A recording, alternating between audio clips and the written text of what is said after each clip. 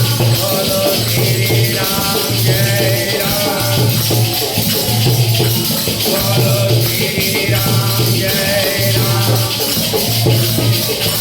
बोलो श्री राम जय राम। बोले श्यामचंद्र भगवान की, सीता माता की, भरत शत्रुघ्न की, वीर लक्ष्मण की, वीर हनुमान की, अपने अपने माता पिता की, अपने अपने गुरुदेव की, सभी सनातन धर्म प्रेमियों की, और साची दरबार की। दूर से ही देखते ही भरत दौड़े दौड़े श्री राम जी के पास पहुंचे, और जैसे ही राम जी के पास आए वहीं आकर के चरणों में गिर पड़े। मुख से बोल नहीं निकल रहा है, आंखों से आंसू झड़ रहे हैं। एक बार कहा है आर्य, इतना कहते ही जमीन पर कटे हुए वृक्ष की भांति गिर पड़े।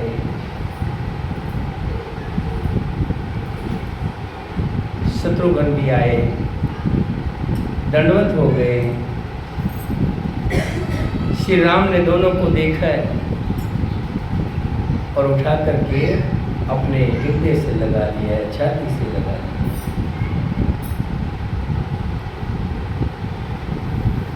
जटा और चीर वस्त्र धारण किए भरत हाथ जोड़कर पृथ्वी पर पड़े थे, मानो परले काल में सूर्यदेव धरती पर गिर पड़े।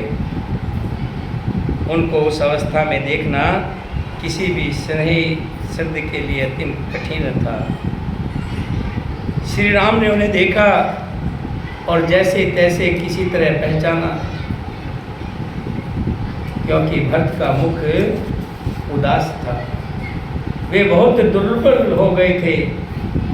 श्री राम ने भाई भरत को अपने हाथ से पकड़कर उठाया, उनका मस्तक सूंघ कर उन्हें हृदय से लगा दिया।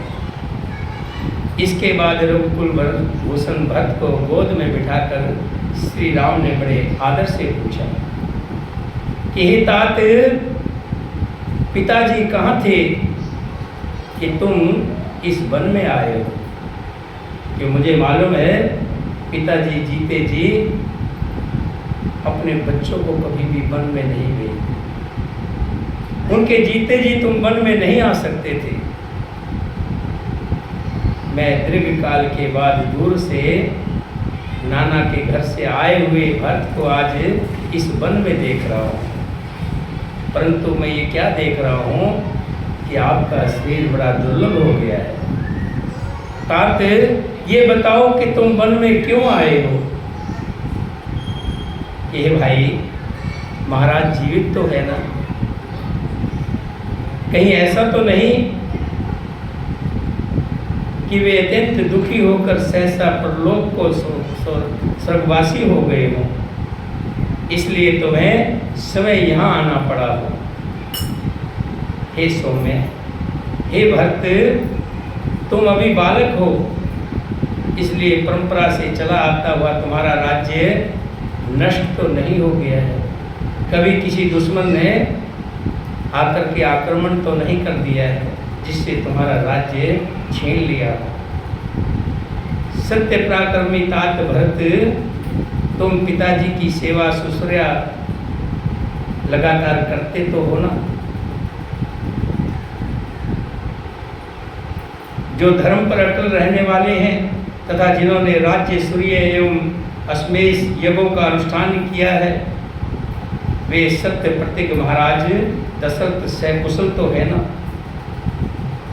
हे तात, क्या तुम सदा धर्म में तत्पर रहने वाले विद्वान ब्रह्मवेता और रघुकुल के आश्चर्य महातेजस्वी वशिष्ठ जी की यथावत पूजा करते तो हो ना? हे भाई, क्या माता कौशल्या सुख से है? उत्तम संतान वाली सुमित्रा प्रसन्न है और आर्या की कई देवी भी आनंद से तो है ना। जो उत्तम कुल में उत्पन्न विनय संपन्न बहुश्रुत किसी के दोष ना देखने वाले तथा शास्त्रों धर्मों पर निरंतर दृष्टि रखने वाले हैं, उन पुरोहित जी का तुमने पूर्ण सत्कार तो किया है ना। क्योंकि राजा को कुछ बातों का विशेष ध्यान रखना चाहिए। वो मैं बातें आपको पूछ रहा हूँ और आपको बतानी पड़ेगी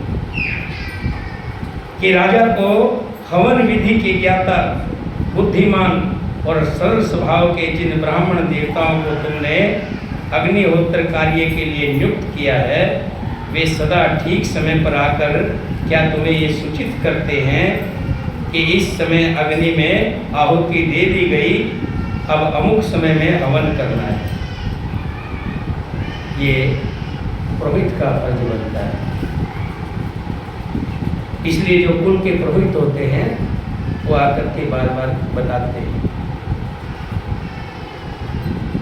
हे तात, क्या तुम देवताओं, पितरों, भृत्यों, गुरुजनों, पिता के समान आदरणीय बुजुर्गों, वैद्यों और ब्राह्मणों का सम्मान तो करते हो ना।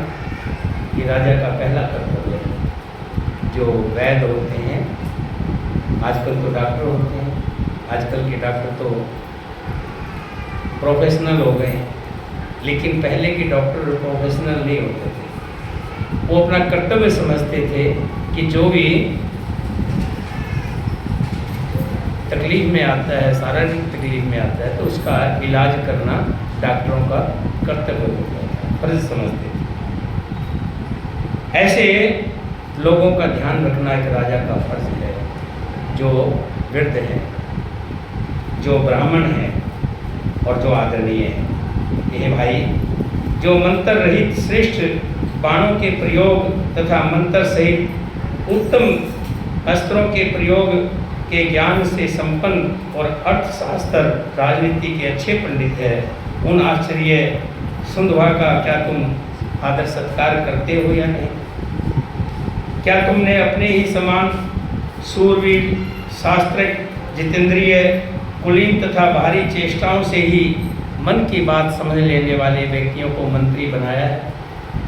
कि राजा को ऐसे लोगों को मंत्री बनाना चाहिए जो उसके अपने सम्मान, अपने बराबर के हों, जो ज्ञाता हों, जानकार हों। हे रघुनंदन, हे भरत, अच्छी मंत्रणा ही राजाओं की विजय का मूल्य कारण है। वो भी तभी सफल होती है जब नीति शास्त्र निपुण मंत्री श्रोमणी आत्म उसे सरसता गुप्त रखे।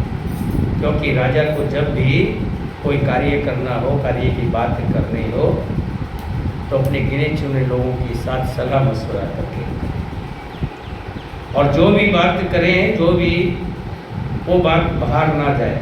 क्योंकि दो कान से तीसरे कान पर जाने पे, दो चार कानों से ज़्यादा कानों में जाती है तो बात गुप्त नहीं रहती।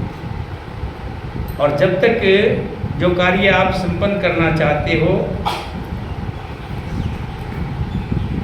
जिसका साधन बहुत छोटा हो और फल बहुत बड़ा हो, ऐसे कार्य का निश्चय करने के बाद तुम उसे शीघ्र से प्रारंभ तो कर देते हो, उसमें विलंब तो नहीं करते कि लगे कि ये कार्य कर रहा हूँ, इसमें लाभ ज़्यादा है और इसमें साधन कम है, तो ऐसे काम करने में सोचना नहीं है। उसमें जितनी जल्दी हो जाए उसको शीघ्र कर लेना चाहिए। हे तात, तुम्हारे निश्चित किए हुए विचारों को तुम्हारे या मंत्रियों के प्रकट न करने पर भी दूसरे लोग तर्क और युक्तियों द्वारा जान तो नहीं लेते हैं, तथा तुमको और तुम्हारे आत्मात्मों को दूसरों के गुप्त विचारों का पता लगता रहता है या नहीं? क्या तुम हजारों मूर्खों के बदले एक पंडित ही अपने पास रखने की इच्छा रखते हो? ये राजा को चाहिए हजारों मूर्खों की भीड़ ना इकट्ठी हो, वो एक ज्ञानी रखे, क्योंकि विद्वान पुरुष ही अर्थ संकट के समय महान कल्याण कर सकता है। यदि राजा 1000 या 10,000 मूर्खों को अपने पास रख ले तो भी उनसे अवसर पर कोई अच्छी सहायता नहीं मिलती। यदि एक अच्छा मंत्री भी मेधावी हो, सूरवीर, चतुर हो, नीतिज्ञ हो तो राजा या राजकुमार को बहुत बड़ी संपत्ति की प्राप्ति करा सकता है। हे तात, तुमने प्रधान व्यक्तियों को प्रधान, मध्यम श्रेणी के मनुष्यों को मध्यम और छोटी श्रेणी के लोगों को छोटे कामों में नियुक्त किया है या नहीं। राजा को चाहिए कि जो जिस लायक हो उसको वो कार्य देना चाहिए। हे तात, क्या तुमने ऐसे लोगों का पता लगाया जो घूस लेते हैं, और पता लगाकर तुमने उसको बाहर निकाला या नहीं निकाला? नहीं निकाला है तो ऐसे लोगों को अपने राज्य से बाहर निकालें। हे कैकेयी कुमार, तुम्हारे राज्य की प्रजा कठोर दंड से अत्यंत उद्विग्न होकर तुम्हारे मंत्रियों का तिरस्कार तो नहीं करती? कि राजा के मंत्रियों की अगर इज्जत नहीं है तो राजा की इज्जत नहीं हो सकती। कि ऐसा तो नहीं कहीं तुम्हारे मंत्री उन्हें ज़्यादा दंड देते हो, ज़्यादा परेशान करते हो जिससे उनकी इज्जत ना हो? जैसे पवित्र याजक पतित यजमान तथा स्त्रियां कामचारी पुरुष का तिरस्कार कर देती है, उसी प्रकार प्रजा कठोर पूर्वक अधिक कर लेने के कारण तुम्हारा अनादर तो नहीं करती। बड़ी ध्यान ज्ञान की बात कही है। जो पवित्र याजक होता है, याजक मैंने ब्राह्मण लगा लीजिए, वो पतित यजमान, जो यजमान चाहे कितना धन वाला हो, जो अपने कर्मों से गिरा हुआ हो, उसके यहाँ पूजा करने नहीं जाए। और जो पुरुष कामचारी हो, नशा करता हो, दूसरी स्त्रियों का कामी हो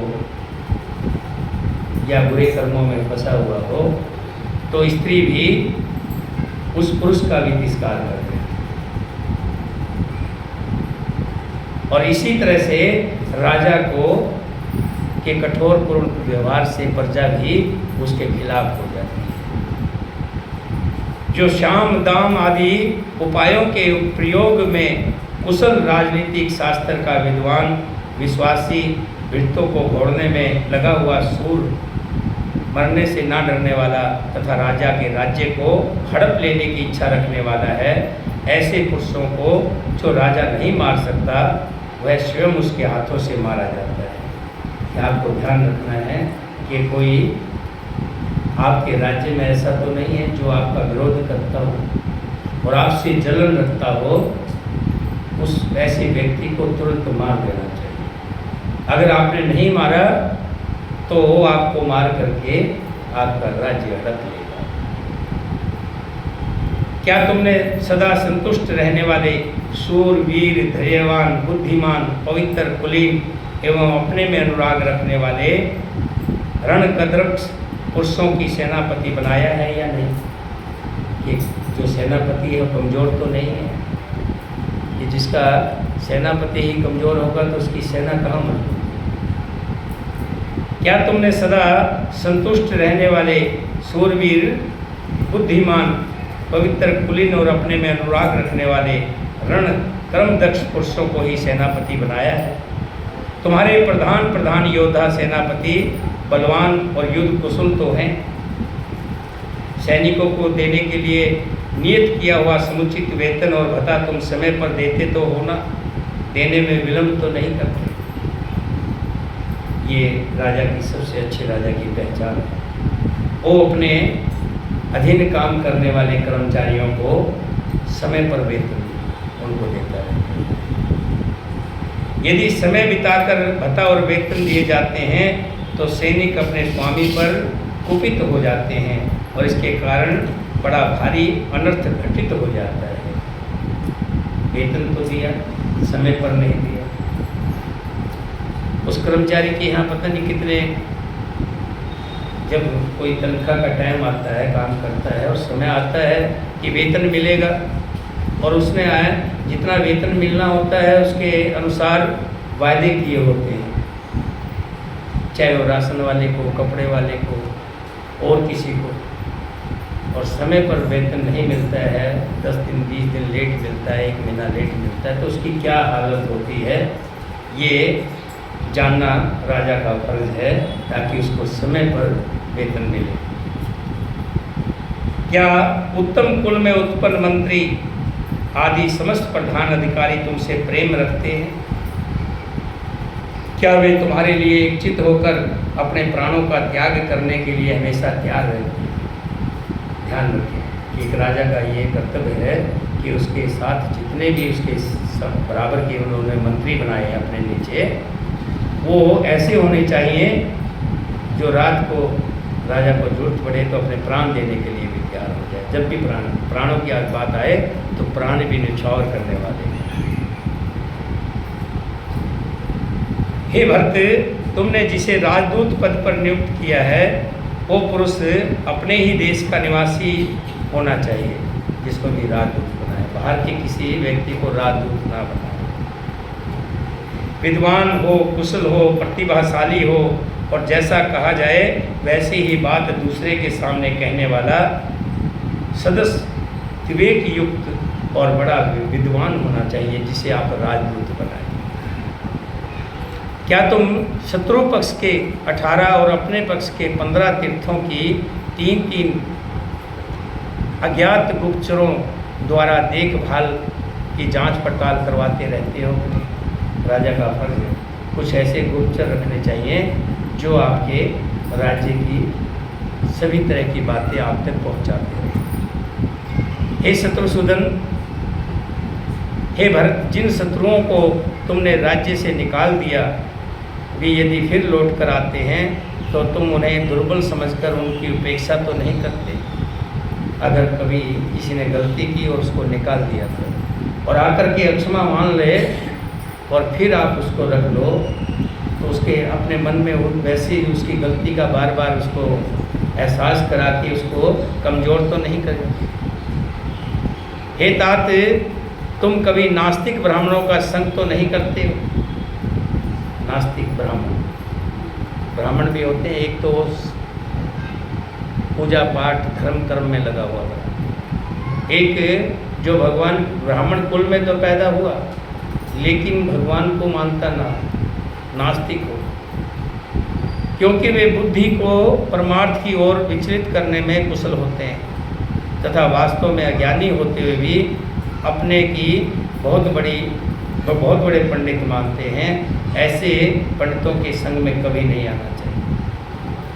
उनका ज्ञान वेद के विरुद्ध होने के कारण दूषित होता है और वे प्रमाणभूत प्रधान धर्मशास्त्रों के होते हुए भी तात्विक बुद्धि का आश्रय लेकर व्यर्थ बकवाद किया करते हैं। ऐसे ब्राह्मणों से राजा को हमेशा बचकर रहना चाहिए। हे तात, अयोध्या हमारे वीर पूर्वजों की निवास भूमि है, उसका नाम जैसा है वैसा ही गुण है, उसके दरवाजे सब ओर से मजबूत हैं, वो हाथी घोड़े और रथों से परिपूर्ण है।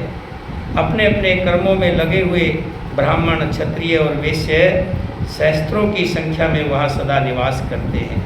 वे सब के सब महान उत्साही, जितेंद्रिय और श्रेष्ठ हैं।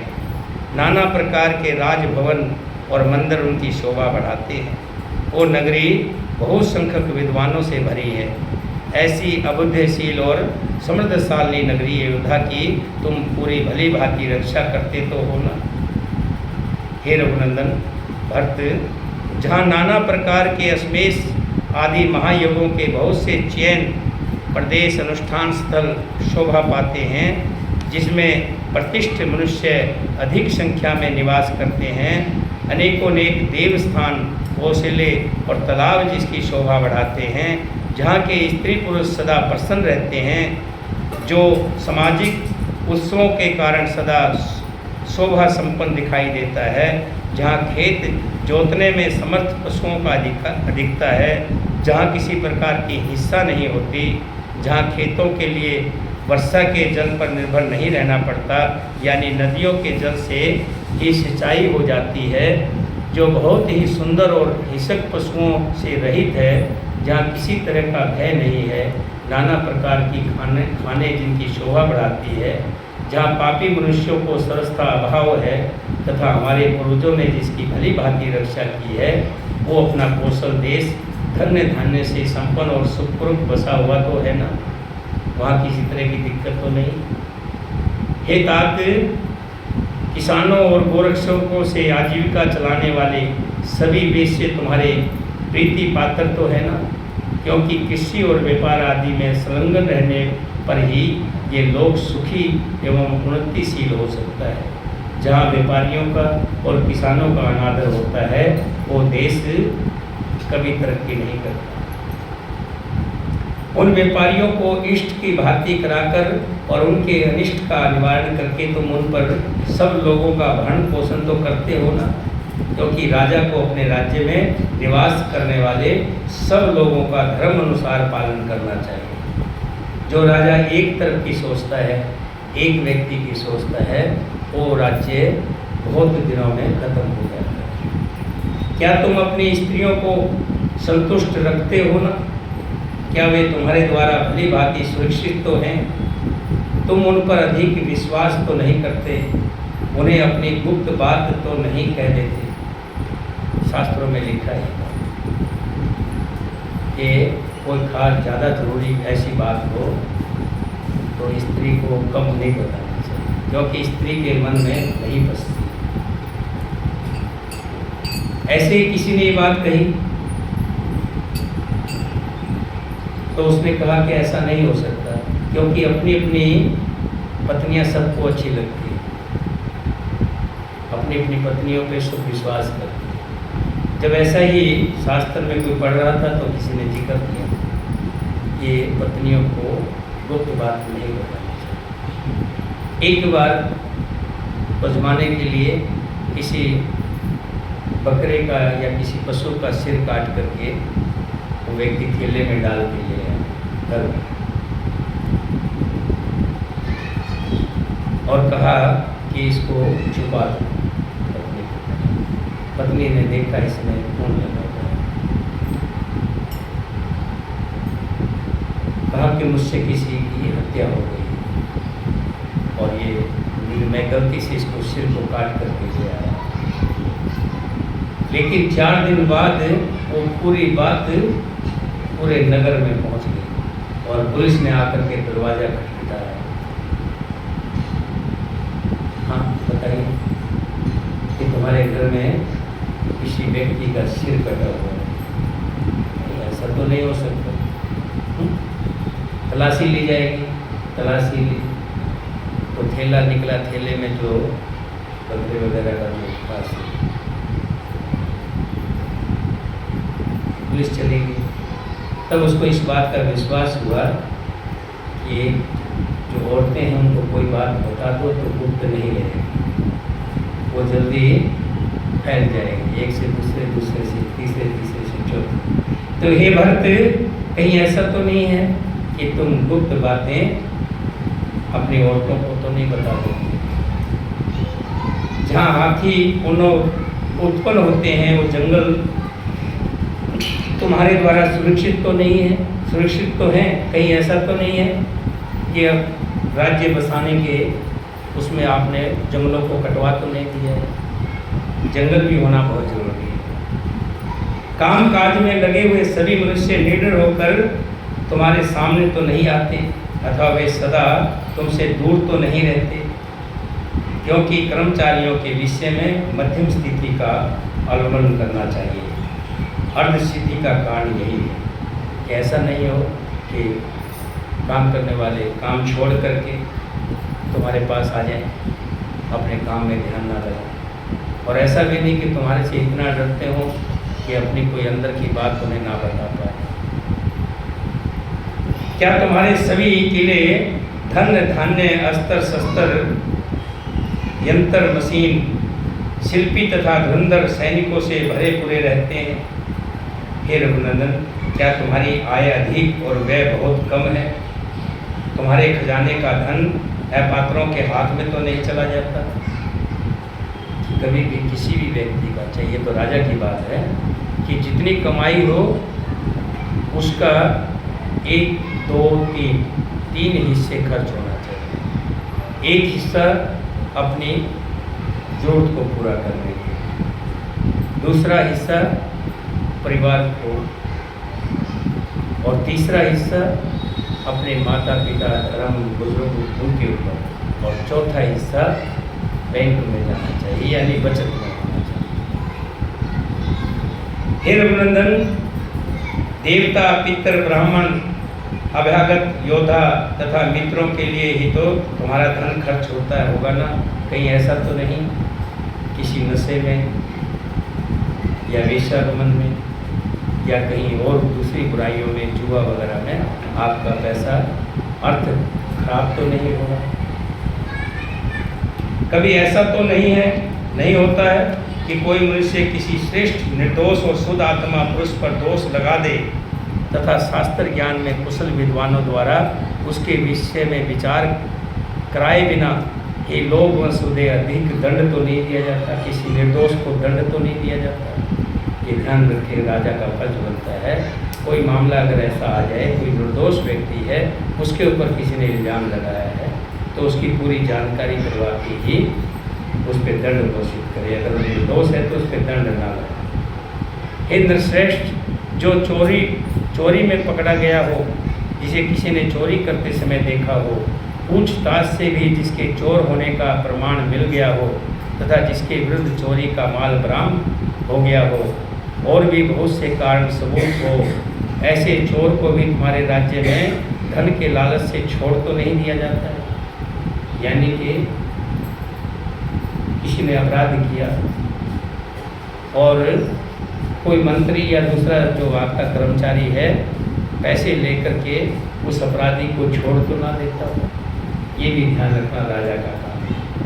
हे रघुकुल भूषण, यदि धनी और गरीब में कोई विवाद छिड़ा हो और वो राज्य के न्यायालय में निर्णय के लिए आया हो, तो तुम्हारे बहुत मंत्री धन आदि की लोभ को छोड़कर उस मामले पर विचार तो करते हैं ना।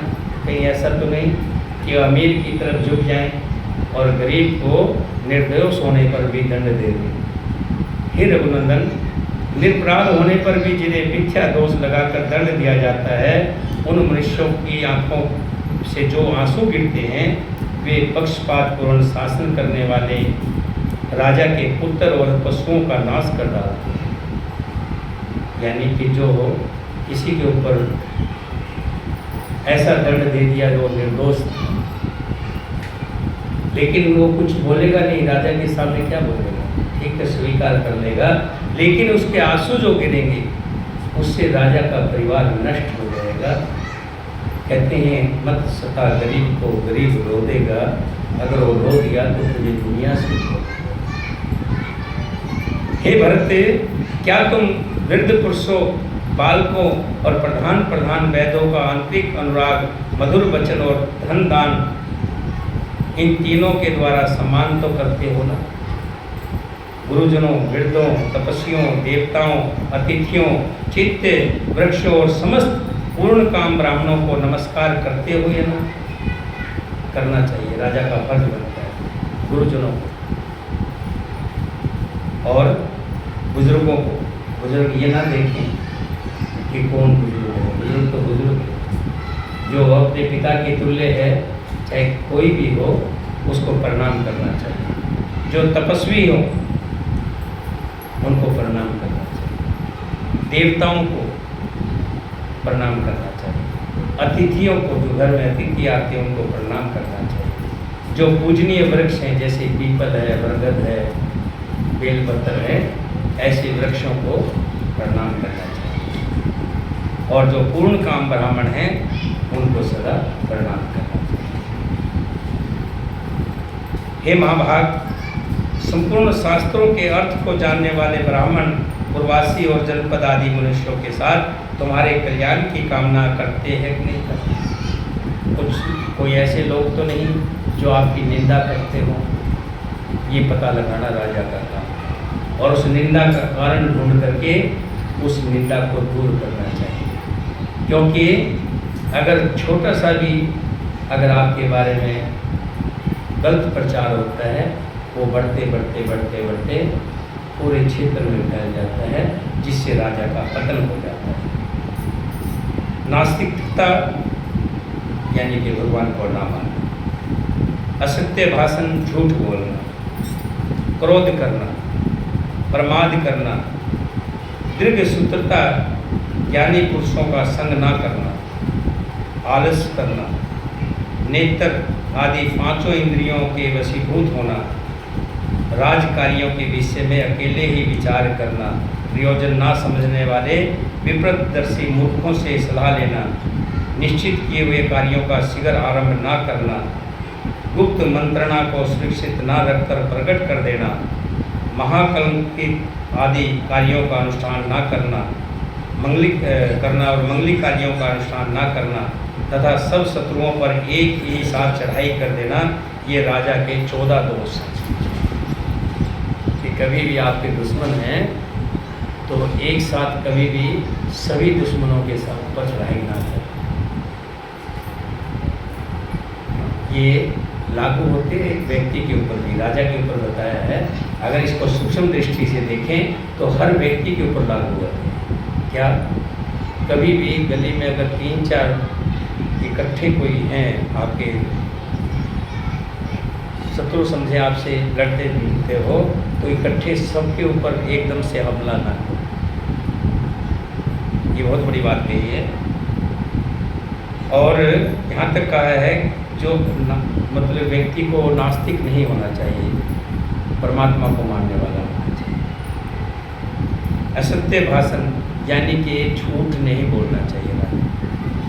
जो राजा झूठ बोलता है, झूठे प्रवचन मुँह से निकालता है, उसका राज्य छीन जाता है।